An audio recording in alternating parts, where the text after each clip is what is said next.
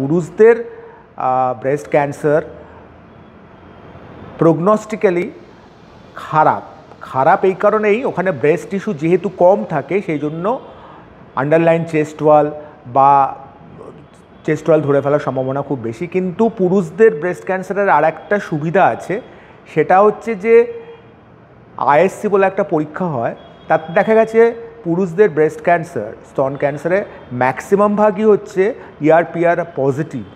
ERPR এই যে hormone receptor positive breast ক্যান্সারগুলো কিন্তু অনেক ভালো, মানে ধরুন বাড়িতে অনেকগুলো ছেলেপুলে থাকে না, মানে একটা ছেলে ভীষণ ভালো, একটা ছেলে খুব খারাপ বদমাইশ, তাকে কিছুতেই কন্ট্রোল করা যায় না। তো এই ERPR পজিটিভ ব্রেস্ট ক্যান্সারগুলো খুব ভালো, মানে এদের কিওর করা যায় আর কি, কিওরেবল, অনেক রকম ট্রিটমেন্ট অপশানস আছে। এবং দেখা গেছে পুরুষদের যে স্তন ক্যান্সার হয় সেটা বেশিরভাগই এই ERPR পজিটিভ। তো ট্রিটমেন্ট অপশানস অনেক কিছু আছে। এবং আমি তো আমার মানে ব্রেস্ট ক্যান্সার যতজন পুরুষের দেখেছি তারা প্রত্যেকে ভালো আছে, প্রত্যেকে ভালো হয়ে গেছে। ফলো করুন সংবাদ প্রতিদিন ডিজিটাল।